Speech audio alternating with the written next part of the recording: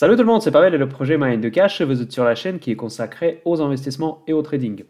Je continue ma série des vidéos dans le nouveau format que je démarrais en l'année 2021 et aujourd'hui je vous présente mon portefeuille personnel. Donc la 100% transparence comme d'habitude sur la chaîne Mind de Cash. Vous allez tout savoir, qu'est-ce que j'ai acheté, qu'est-ce que j'ai vendu ce mois-ci et quels sont les changements principaux dans mon portefeuille. Avant de commencer, comme d'habitude, je vous invite à vous inscrire à la chaîne afin de ne pas rater mes prochaines vidéos, mettre la petite cloche pour être averti quand je publie de nouvelles vidéos. Je vous rappelle, s'il vous plaît, des likes, pour moi c'est super important pour développer la chaîne qui reste gratuite, qui vous offre de 100% de transparence, donc j'espère que ça mérite en like. Si ça mérite en dislike, ça passe aussi, il n'y a pas de problème, mais dans ce cas-là, je vous demande de bien vouloir mettre un petit commentaire pour que je puisse améliorer la chaîne. Donc, et pour ceux qui veulent me soutenir encore plus, vous avez un lien en PayPal, vous pouvez faire une petite donation si la chaîne vous plaît beaucoup, beaucoup, beaucoup et si vous adorez la chaîne Mind de Cash. Voilà, donc c'est une des vidéos principales du mois, donc là où je parle de mes positions personnelles, mon portefeuille personnel, qu'est-ce que j'ai acheté. Je pense que vous allez me détester après cette vidéo, vous allez voir pourquoi, parce que malheureusement, j'ai pas eu beaucoup de temps cette semaine, pas pour ça d'ailleurs, mais vous allez voir pourquoi. J'ai pas pu vous présenter certaines valeurs qu'ils ont malheureusement, bon, heureusement pour moi, mais malheureusement pour vous, qu'ils ont vraiment flambé en bourse juste après comment j'ai acheté. J'ai eu plusieurs fois la chance, mais c'est la chance qui quand même coïncide avec la hausse phénoménale des marchés financiers. Donc demain, le dimanche matin, je vais publier une autre vidéo où je vais parler de la situation macroéconomique, de la stratégie spéculative, où on va passer en détail tout ce qui se passe sur les marchés globaux, quelles sont les news importants pour les marchés financiers. Aujourd'hui, le sujet de la vidéo, c'est vraiment mon portefeuille personnel. Et vous allez voir qu'il y a eu beaucoup de changements. Donc il y a certains changements dans mon portefeuille qui vont vous surprendre. Je suis d'accord que je serai peut-être pas forcément très cohérent par rapport à ce que je disais dans les précédentes vidéos. J'ai dû changer mon avis sur certaines valeurs, rebalancer les autres, donc, et encore enrichir pour diversifier un peu certaines positions qui sont déjà largement gagnantes. Donc je pense que c'est quand même important de mentionner que nous vivons quand même la hausse spectaculaire. Donc, dans ma vidéo précédente du dimanche dernier, je vous ai parlé que selon mes prévisions, en tout cas, le début de janvier devait se passer un peu comme la fin de l'année 2020. Donc, ça, c'est ce qui se confirme actuellement. Je ne m'attendais pas que la hausse sera aussi forte. Mais en tout cas, les performances que vous allez voir dans mon portefeuille personnel, c'est évidemment pas la conséquence de mon génie d'investissement, mais c'est surtout parce que vraiment la hausse générale sur le marché où on achète littéralement tout et n'importe quoi. Je n'exagère pas, donc il y a un peu des bulles partout qui se forment. Vous voyez ce qui se passe sur le Bitcoin, ça sera le sujet de la vidéo de demain, donc inscrivez-vous si ce n'est pas encore fait pour ne pas la rater. Et tous les autres secteurs, j'ai l'impression que tous les secteurs maintenant sont un peu hype, donc là je vois pas trop quels sont. Il n'y a pas beaucoup de secteurs délaissés, peut-être les REITs, les foncières cotées. Mais d'ailleurs, j'ai pas enregistré le mois dernier. Malheureusement, j'ai pas eu le temps. En décembre, j'étais trop occupé. J'ai pas fait des acquisitions. Donc, en tout cas, pour ce portefeuille, ça c'est mon portefeuille à moi que je vais vous présenter aujourd'hui. Et les autres deux portefeuilles qui sont présentés ouvertement sur la chaîne, c'est PEA et REITs. Ça, c'est les actions que je vous informe avant de les acheter. Donc ça, c'est vraiment parce que moi, je l'ai fait plutôt pour vous que pour moi. Et ça, c'est le portefeuille que vous allez voir aujourd'hui, c'est pour moi. Donc, et c'est pour ça que je vous informe un petit peu avec un petit retard. Bon, c'est pas fait exprès, mais en tout cas, c'est comme ça. Voilà. Donc là, j'ai pas le temps pour vous informer en temps réel. Donc pour ceux qui veulent recevoir les informations plus dynamiques, donc vous pouvez vous inscrire à la chaîne Facebook, à la page Facebook, dont le lien vous allez trouver à la description. Et je suis en train de préparer la chaîne Telegram. J'ai vu qu'il y en a certains qui sont déjà inscrits, malgré que je n'ai pas communiqué encore les informations sur cette chaîne, mais en tout cas je vais faire une petite vidéo de présentation de la chaîne Telegram. Voilà, donc nous allons commencer cette vidéo par les changements majeurs dans mon portefeuille. Comme vous voyez, la ligne rouge, c'est ce que j'ai vendu, et c'est là où je vais commencer par ma première incohérence. Je vous disais dans ma précédente vidéo, c'est que je vais garder peut-être Google éternellement, mais finalement j'ai changé d'avis. Pourquoi j'ai changé d'avis? Tout simplement parce que déjà, ça c'est le point de vue technique, vous voyez, donc parce que je vous rappelle que Mind de Cash, je prône pour une stratégie qui se base sur trois piliers. C'est l'analyse macroéconomique, ce que je fais le dimanche matin, l'analyse fondamentale, ce que je fais tout le temps, et l'analyse technique, parce que quand même, on ne peut pas ignorer le comportement des foules, la psychologie des marchés. Et ce que j'ai remarqué de point de vue technique, que les valeurs FANG, les valeurs qui nous ont permis d'ailleurs d'avoir la reprise en V après la crise de coronavirus, ont sous-performé en mois de janvier. Donc ce début de l'année était, il était bon pour les FANG, mais il n'était pas aussi bon comme pour certaines autres valeurs.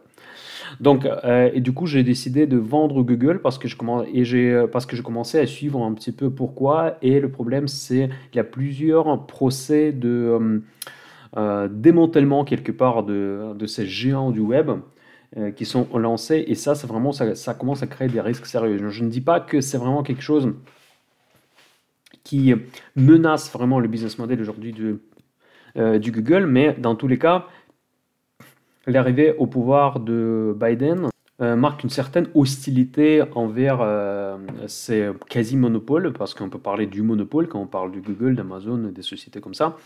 Et ça risque effectivement de commencer à intéresser les régulateurs américains. Donc, je vous rappelle que par exemple, comme ça a été le cas pour Standard Oil, donc l'empire de Rockefeller, qui a été démantelé et divisé en plusieurs sociétés. Par exemple, toutes les sociétés, pratiquement tous les majors du pétrole que vous connaissez aujourd'hui, donc ExxonMobil, BP, Total, je ne suis pas certain, mais Chevron et tout ça, donc ce sont des restes, on va dire, de l'empire de Rockefeller, donc de Standard Oil. Donc, je pense, à mon avis personnel, c'est que c'est quand même assez compliqué de démanteler comme ça les entreprises du web. Donc, à voir. Donc, Amazon peut-être, mais Google, je vois ça comme une tâche assez compliquée, mais en tout cas, il y aura de menaces, il y aura des news flow négatifs sur ces valeurs-là, et ces valeurs sont tellement valorisées que moindre mauvaise nouvelle, moindre doute sur leurs perspectives peuvent effectivement déclencher une énorme correction sur les marchés financiers. Donc c'est pas parce que j'abandonne Google que je deviens short, surtout pas, mais je pense que c'est le moment de prendre les profits. Au début, je me demandais, parce que j'ai quand même fait 30% des profits, donc, quand j'ai vendu, je me demandais est-ce que je prends tout simplement des bénéfices ou je vends, mais je me suis dit que vraiment il n'y a pas de potentiel de hausse. En plus, selon mes prévisions pour l'année 2021, vous savez que je m'attends quand même à une correction en février. Je ne sais pas qu'est-ce qui va être l'élément déclencheur, probablement ça. Il y a un autre phénomène, donc ça, vous voyez, donc il y en a déjà trois. Le premier technique, le deuxième que les risques que les autorités anti-monopole s'intéressent à Google, et le troisième que Biden, il peut remettre en cause la réforme fiscale de Donald Trump.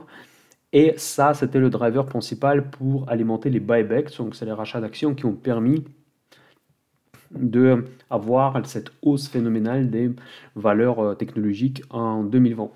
Donc, pour moi, il y a vraiment une espèce d'alignement des planètes sur le secteur de FANG qui justifie une correction. Donc il n'est pas, et ça, je ne serais pas étonné de racheter Google assez rapidement si ma prévision de correction en février se confirme. Je pense que les FANG peuvent être un élément déclencheur, c'est un des possibles éléments déclencheurs pour cette correction. Et à ce moment-là, je vais certainement revenir sur Google parce que fondamentalement, je reste très très positif sur ces valeurs, évidemment. Je pense que le risque en fait de monopoly, en fait des process anti-monopole, c'est plutôt pour Amazon honnêtement. Parce qu'Amazon, on appelle souvent dans la presse américaine comme le cauchemar du business américain, mais c'est vrai parce qu'Amazon, ils ont une stratégie très particulière. En fait, quand ils rentrent dans une telle ou telle branche de commerce, ils commencent à travailler en perte pendant une certaine période, le temps que tous leurs concurrents meurent, et ensuite ils prennent quasiment la monopole sur ce secteur. Je me souviens très bien qu'il y a quelques temps, quand à Amazon, ils ont annoncé qu'ils vont distribuer, vendre les produits pharmaceutiques, donc les médicaments. Il y a eu toutes les sociétés, littéralement toutes les sociétés des réseaux de pharma, et même les sociétés pharmaceutiques tout court, se sont ouverts le jour même en forte baisse. Il y a eu des baisses de genre 15%. en une seule journée. Donc vous voyez le poids d'Amazon, une fois qu'il déjà il annonce de s'intéresser à un tel secteur et de retail, en fait, ça déclenche vraiment des baisses énormes partout parce que Amazon, il a une telle puissance que littéralement aucun business ne peut pas en résister. Bon, ok, il y en a certains qui ont des positions fortes, mais quand même, la puissance d'Amazon peut quand même commencer à déranger les autorités américaines. Donc voilà, donc là je veux plus trop m'arrêter là-dessus, je veux passer sur une autre valeur. Donc notre valeur, ce sera Gilead. Je vais vous montrer mes performances. Donc Gilead, la pire performance de mon portefeuille, ça c'est le spécialiste en hépatite C et aussi les recherches, les diverses recherches contre le sida. Mais non seulement, ils ont aussi le produit qui a fait beaucoup de buzz, c'est le Remdesivir, c'est le médicament de traitement de Covid. Attention, c'est pas le vaccin, mais c'est le traitement du Covid qui a fait beaucoup de rumeurs, beaucoup de critiques, etc., etc. Donc la pire performance de mon portefeuille parce que je l'ai acheté à très mauvais moment, en pleine hype. Donc je voulais profiter justement de hype de Covid, ça n'a pas marché. Et maintenant, cette prime Covid, quelque part, elle a disparu parce que Remdesivir, elle était très critiquée. Et maintenant, je pense qu'elle est complètement abandonnée parce que je n'ai pas très bien compris le news flow sur cette valeur parce qu'à un moment donné, la FDA, elle a approuvé ce médicament pour l'utilisation globale. Il y a eu des énormes commandes en Europe. Et finalement, après, ils ont annoncé comme quoi non, c'était pas. J'ai pas très bien compris ce qui s'est passé. Finalement, vu qu'il s'agit d'une grosse biotech, en fait, et je suis globalement intéressé par le secteur, j'ai décidé de garder Gilead. Ma position n'est pas énorme, elle ne me dérange pas, même à 32% presque. Ça s'est amélioré un petit peu, c'était un moins 33 et quelques le mois dernier. Je me sens confortable parce que la taille de position n'est pas énorme, donc du coup la perte pour moi reste gérable, elle ne me dérange pas tellement. Il n'y a pas spécialement des raisons de la vendre. En fait, ça serait logique de se demander pourquoi je ne la vends pas, mais finalement parce que moi je ne la rachète pas, c'est pour ça que je mets en hold, parce que je ne trouve pas ça spécialement intéressant, parce que c'est juste la prime Covid qui a disparu, donc maintenant elle est à peu près valorisée correctement, mais en même temps, j'ai pas d'argument pour la vente, donc du coup je le garde si jamais il y a des bonnes nouvelles qui arrivent, parce que globalement, la société est positionnée sur des secteurs porteurs. Voilà, donc je ne vais pas je vais pas parler beaucoup aujourd'hui de Cisco et Citrix. En fait, c'est un couple que j'ai acheté pendant le Covid. Donc Citrix, j'ai pas pris en compte ma performance précédente parce que je spéculais un peu cet été. J'avais de l'ordre de 12%, donc du coup ma performance réelle elle est plus élevée. Et Citrix, j'ai augmenté la position récemment, mais c'était le mois dernier. Ce mois-ci, je n'ai pas racheté de nouveau. Maintenant, ça commence les choses intéressantes parce que j'ai fait des gros mouvements dans ma partie biotech, des biotech, pas des startups, mais la catégorie où les sociétés n'ont pratiquement pas de chiffre d'affaires, donc c'est vraiment des sociétés risquées. Avant, j'étais positionné sur la société CRISPR, qui est spécialiste de rédaction de génome, qui sont propriétaires de cette technologie. Et j'ai l'impression qu'aujourd'hui, nous vivons une période de démarrage de hype autour de cette technologie d'édition de génome. Je vous en ai parlé beaucoup si vous suivez ma chaîne Mind de Cash. Si vous ne le faites pas, faites-le, inscrivez-vous parce que vous avez raté une grosse occasion sur CRISPR. Vous voyez, ce 180% et c'est après que j'ai allégé ce mois-ci. Donc mon temps, il est assez plus haut historique. Donc là, je vais vous montrer même le graphique. Moi, je suis rentré dans cette valeur dans les alentours de 52, je crois. Et aujourd'hui, ça a littéralement flambé. Donc, comme vous pouvez voir là, en fait, je l'ai acheté de mémoire en juin ou juillet, je ne sais plus exactement quand. Mais dans tous les cas, vous avez vu quelle phénoménale hausse a montré cette valeur. Donc là, je crois que j'étais quelque part là, je suis rentré. Donc là, ça a remonté très rapidement. Après, c'est resté stable. Et là, vraiment, en novembre, ça fait une flambée juste extraordinaire. Donc on a dépassé 100, même 200. Donc là, je n'ai pas remarqué parce que je ne regarde pas la bourse encore souvent, comme je vous rappelle. Donc en tout cas, moi, je la garde. Ce que j'ai fait ce mois-ci, je vous ai déjà enregistré une vidéo que j'ai eu énormément de la chance. C'était mon cadeau de Noël. Parce que j'ai pris mes profits sur CRISPR et je l'ai réinvesti dans la société qui s'appelle Editas Medicine. C'est le concurrent en fait de CRISPR. Donc ça, c'est vraiment, vous voyez, donc en fait, comment j'ai géré mon portefeuille. Donc j'ai eu une grosse plus-value. Donc CRISPR, j'ai plus que de le doubler, j'ai fait 150% quand j'étais à un moment donné, quand j'ai décidé de prendre mon profit. Donc, et au lieu juste de prendre le cash et investir complètement ailleurs, j'ai décidé de diversifier au sein du même secteur parce que je reste convaincu sur le secteur sur le potentiel du secteur d'édition de génome. Et donc, au lieu d'investir quelque part ailleurs, j'ai pris les bénéfices et je les ai réinvestis dans son concurrent Editas Medicine, qui était plus petit, qui est plus petit, mais en fait qui a aussi beaucoup de potentiel. Et le jour même, vous pouvez revenir sur cette vidéo là que j'accroche à cette vidéo là, donc où je parle de la chance que j'ai eue. Donc c'est que cette société elle a fait 40% le jour même. Donc là je l'ai acheté le matin la session américaine et littéralement dans quelques heures elle a littéralement flambé, y compris CRISPR. Donc voilà. Après, il y a eu pas mal de volatilité sur cette valeur-là. Après, elle a baissé, maintenant elle a remonté. Donc, et finalement, je l'ai acheté, vous voyez, 21 décembre. Et je suis déjà à presque plus 30%. Donc, c'est juste énorme. Et c'est pas encore tout ce mois-ci. Donc là, vous allez voir qu'il y a eu encore des valeurs qui m'ont fait à peu près les mêmes profits, même plus. Donc, vous voyez, je vous montre juste sur le graphique que moi, j'ai réussi d'acheter, voilà, le jour même, vous voyez, le 21 décembre, au tout début de cette superbe hausse, c'est juste phénoménale hausse. Donc là, c'était vraiment je pense que j'ai jamais eu de la chance comme ça depuis que je suis en bourse. Mais dans tous les cas, la position n'était pas énorme. Je ne veux pas me frimer. Je veux vous dire que dans ces entreprises-là, dans ce type d'entreprise, il faut toujours investir très peu. Donc, maximum 1% de votre portefeuille. Vraiment, moi, j'ai moins d'1%. Mais dans tous les cas, si vous voulez investir, faites beaucoup attention. Ne mettez pas beaucoup d'argent parce que la volatilité est juste folle. Vous voyez, donc là, ça montait énormément. Mais après, c'est vite redescendu. Et maintenant, ça a remonté. On est à peu près au même niveau que de ce jour glorieux pour moi et mon portefeuille. Donc maintenant, on reste quand même dans le positif. Mais rien ne vous garantit que demain, ça ne va pas s'ouvrir à moins 30, moins 40%. Tout est possible pour ce type de valeur parce que vous achetez quelque part en rêve. Donc vous croyez en technologie, il faut être diversifié. Et surtout, il ne faut pas avoir une position qui vous empêche de dormir. Donc faites beaucoup attention quand vous investissez dans ce type de valeur. Ça, c'est très, très, très important. Voilà.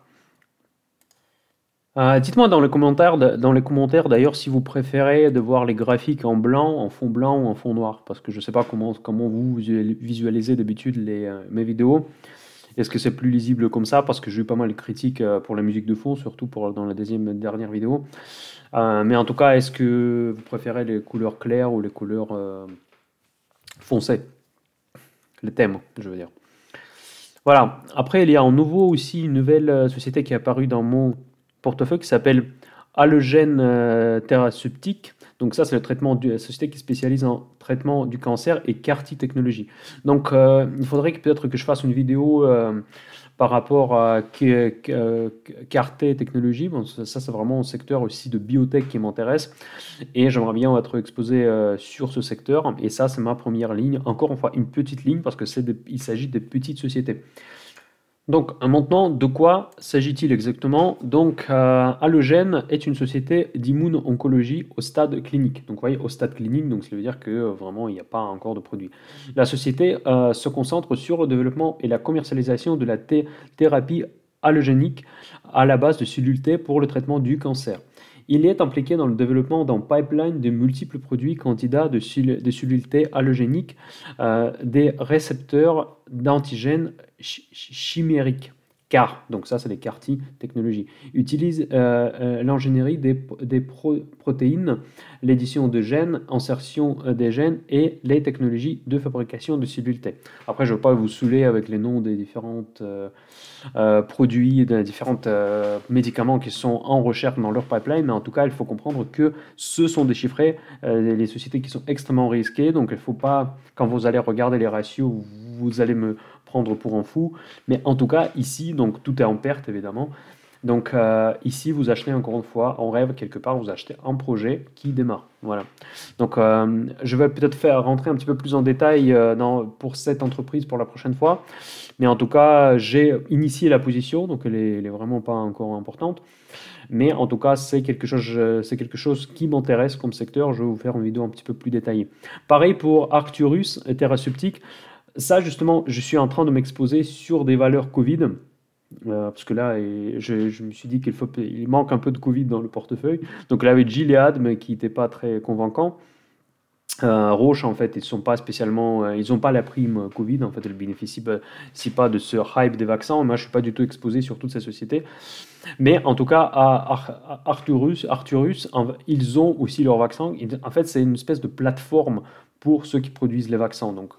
Donc là, je vais vous lire aussi un petit article sur Arcturus. Est une société de médicaments et de vaccins à la base d'acide ribonucléique. Voilà, bon, je ne sais pas si je prononce bien. ARN au stade clinique.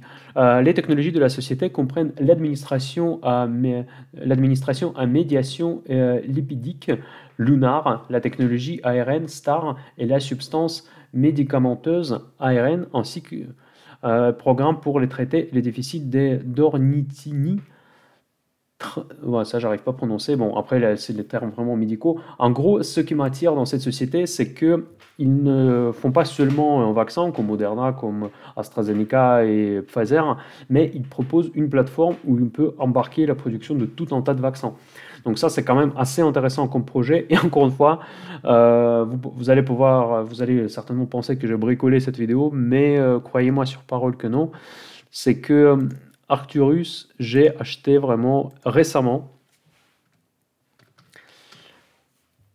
Et encore une fois, mais cette valeur qui a littéralement flambé, mais c'était vraiment il y a littéralement quelques jours. Mais vraiment, vraiment il y a quelques jours. Comment je l'ai trouvé? Parce que je l'avais déjà dans ma liste de catégorie C, ce que j'appelle, donc c'est plutôt la catégorie D maintenant que j'appelle. Et j'ai vu qu'elle a chuté, parce qu'en fait, elle restait très chère, donc elle est restée au-delà de 100 $ pendant un petit moment. Je l'ai trouvé très cher. Et là, quand elle a chuté, mais vraiment, voyez quelle chute vous pouvez vivre. Vous imaginez que si vous avez cette société, vous avez acheté à 100, donc vous pouvez retrouver le matin avec 45, de plus de 60% de baisse. Donc c'est possible pour l'heure de biotech. Donc vraiment, il faut bien gérer votre taille de position, parce que si vous avez une grosse position, le matin, ça s'ouvre à moins 60%, ça fait vraiment mal. Donc, et quand ça fait sur moins 60%, du coup, je me suis dit tout de suite il faut que je m'expose sur cette valeur, il ne faut pas que je rate l'occasion. Donc, du coup, d'ailleurs, j'ai failli la rater parce que je n'ai pas tout de suite remarqué qu'il avait une forte baisse et j'ai initié ma première position. Donc, mon temps, je suis à plus 40% littéralement en quelques jours. Mais encore une fois, bon, malheureusement, vu que je gère bien ma position, c'est pas une grosse position. Donc, du coup, j'ai fait presque 42% bientôt, mais en somme, en total, ça ne représente pas beaucoup. Par contre, il y a une autre valeur du secteur d'édition de génome dont je me suis débarrassé, c'est Unicure. Le jour même où CRISPR et Editas Medicine ont flambé en bourse, c'est Unicure qui a malheureusement baissé fortement. Et je vais vous dire pourquoi. Parce qu'il est sorti malheureusement une mauvaise nouvelle. Donc, ce qu'ils disent que société de thérapie génétique faisant progresser les thérapies transformatives pour les patients ayant des besoins médicaux sévères a annoncé aujourd'hui que son programme de thérapie génétique pour l'hémophilie B, y compris l'étude pivot de la phase 3 Hope B, a été suspendu clinique par la FDA, donc Food and Drug Administration, des États-Unis. Le dosage des patients est terminé dans chacune des 3 études de thérapie génétique sur l'hémophilie B de l'Unicure. Il n'est pas prévu de recruter ou de traiter d'autres patients.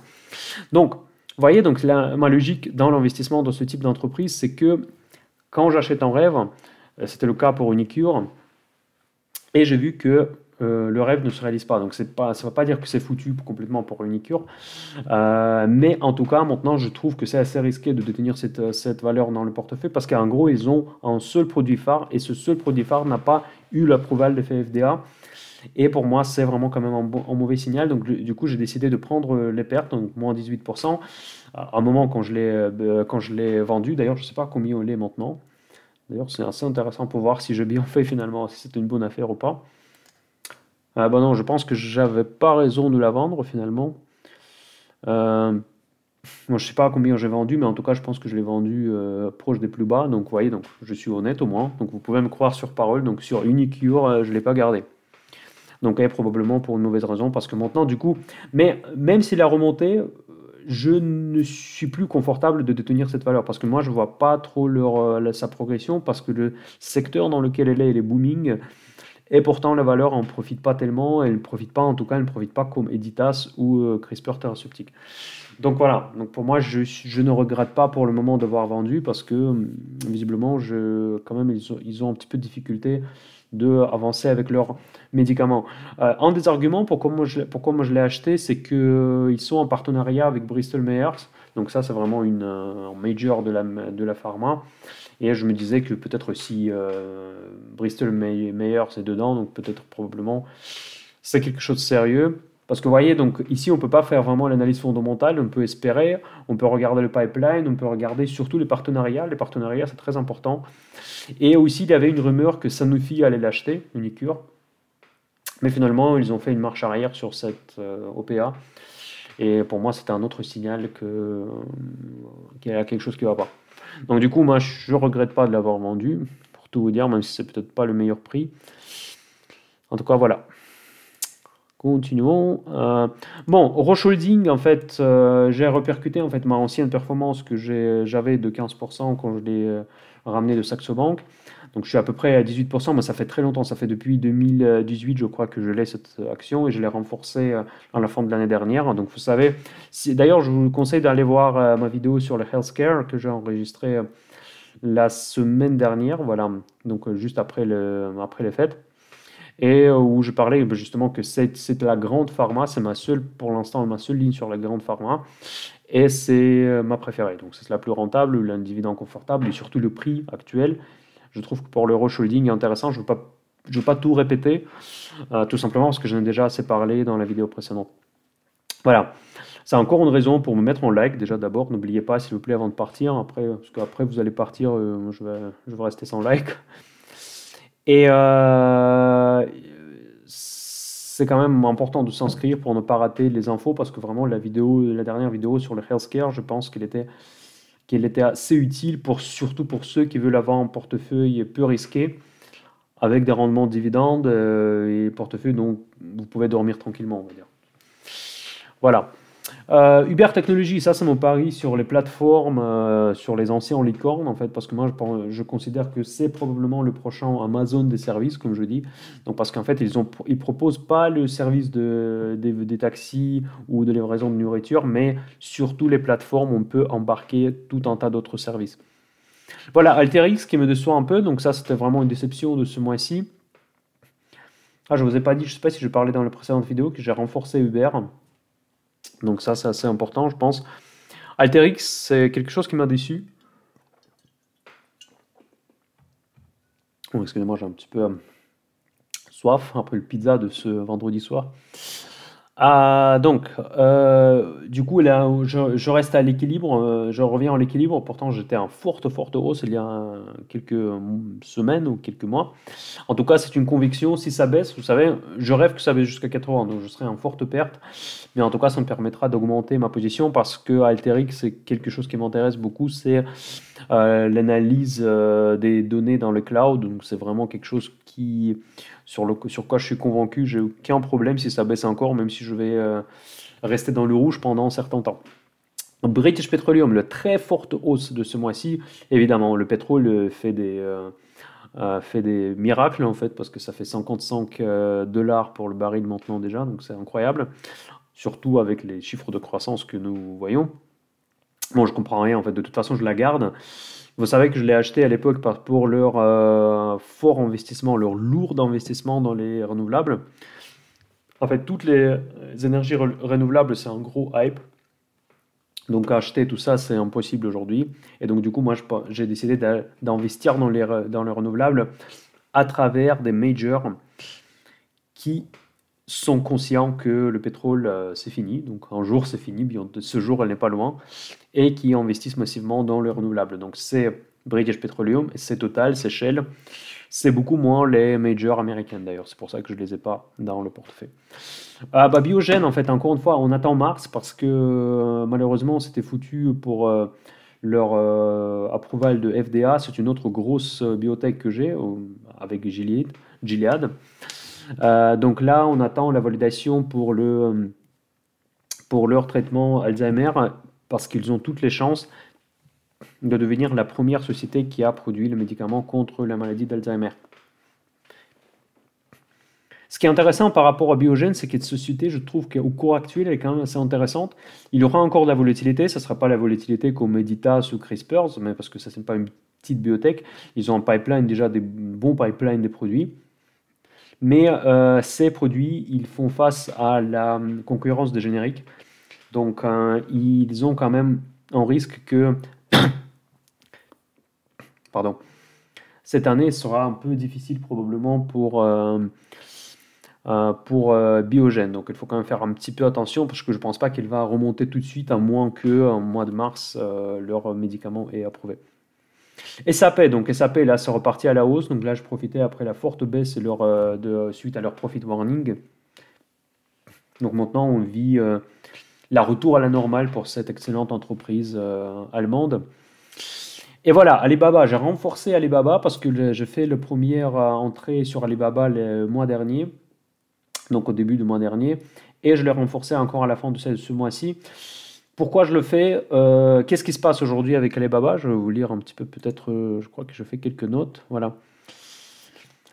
C'est que bon, qu'est-ce qui se passe sur ce marché-là? Donc, vous savez parfaitement que Donald Trump a déclaré la guerre à la Chine, donc, etc. Il a menacé les délistings de toutes ces entreprises. Biden et les démocrates, ça c'est vraiment quelque chose que le cynisme des politiciens, parfois ça m'impressionne. Pendant toute la présidence de Donald Trump, il disait que ah, oui, c'était un gros con qu'il a déclenché la guerre avec la Chine.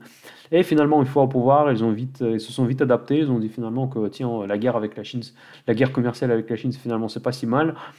Ils comptent le continuer, mais par contre, le delisting peut-être ne va pas se faire.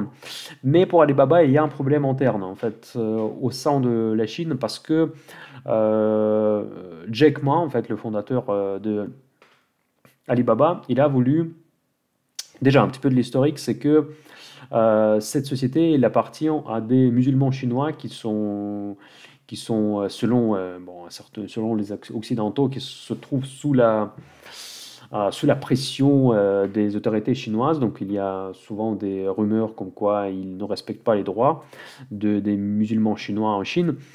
Et donc du coup, c'est la moindre chose qu'on puisse dire que Alibaba, ce n'est pas la société qui est proche au pouvoir, qui n'est pas proche au Parti communiste de Xi Jinping. Et ça, c'est sa principale faiblesse. Donc du coup, quelque part, il y a une rivalité entre les autorités chinoises et Alibaba et son fondateur Jack Ma. Et quand Jack Ma il a voulu sortir sa branche de financement des crédits à la consommation qui s'appelle Ant Group, il voulait se séparer et sortir en bourse, faire une traduction en bourse, il a lancé une phrase comme quoi, je ne saurais pas la citer exactement, mais il a appelé les régulateurs chinois comme une bande de vieillards ou quelque chose comme ça. Et là, vraiment, ça a déclenché une réaction, c'est pas surprenant, une réaction très très négative et Jack Ma, elle a disparu des radars pour une certaine période. Donc il y a eu même des rumeurs qu'il y a quelque chose qui est arrivé avec lui. Après, j'ai pas eu de nouvelles, mais je comprends pas, je sais pas où on est maintenant. Mais dans tous les cas, la dernière information que j'ai eue, c'était il y a quelques semaines, qu'il était en négociation avec les autorités chinoises. Donc je pense qu'il a dû s'excuser pour garder son empire. Et donc et là maintenant j'ai l'impression qu'ils sont en train de chercher un peu leur accord parce que je pense pas que les Chinois vont faire couler le groupe comme Alibaba. Mais attention, il y a un concurrent qui est proche du parti qui s'appelle JD.com. Donc JD.com c'est un concurrent d'Alibaba. Donc vous pouvez regarder, c'est beaucoup plus petit. Je sais plus, le ticker par contre. Est-ce que je saurais le trouver? Ah voilà, JD.com Inc. Voilà, ça doit être ça.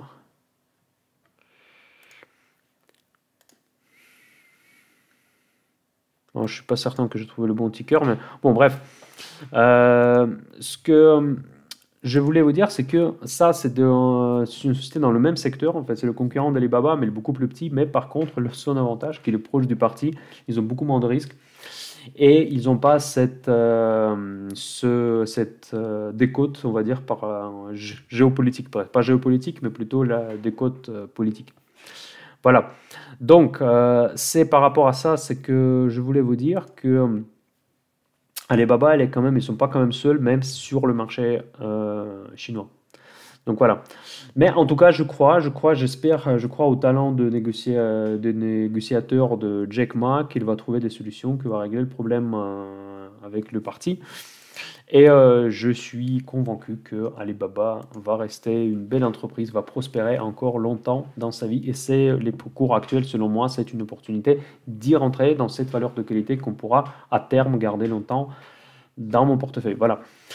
Donc j'espère que ça a été intéressant. Dites-moi ce que vous en pensez des choix que j'ai faits. Je sais qu'il y a eu beaucoup de mouvements dans mon portefeuille ce mois-ci. Donc vous voyez que je suis en train de me préparer pour l'année 2021. Je prends plus le pari biotech. J'aimerais bien prendre le pari technologique, mais les secteurs tech sont très chers. Pour moi, c'est très cher pour le moment. Je ne peux pas y rentrer comme ça.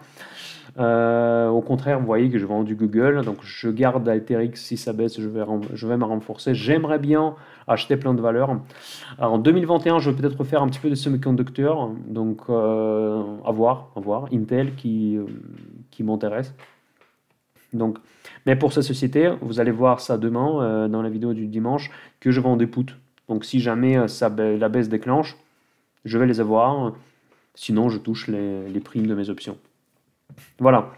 Donc j'espère que c'était intéressant. Bon, commentez la vidéo, dites-moi ce que vous en pensez. Est-ce que mes choix étaient bons? Qu'est-ce que ça vous inspire? Est-ce que je prends peut-être trop de risques, selon vous?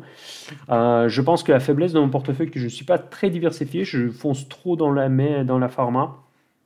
Mais en tout cas, ça peut changer parce que moi, j'agis en fonction des opportunités. Vous voyez, il y avait une opportunité dans le secteur pétrolier, j'ai pris BP, donc je ne regrette pas, évidemment. Et voilà, donc dans les technologies, il faut quand même effectivement augmenter un petit peu mon exposition. Voilà, donc partageons nos idées. Donc moi, je le partage ouvertement, j'espère que vous allez faire de même. Donc on va encore se voir ce mois-ci pour la vidéo PEA. J'espère de faire une vidéo aussi pour les REITs, pour les foncières cotées. En tout cas, restons ensemble, inscrivez-vous. Partagez la vidéo s'il vous plaît, à vos amis qui peuvent s'intéresser à la chaîne Mind du Cash.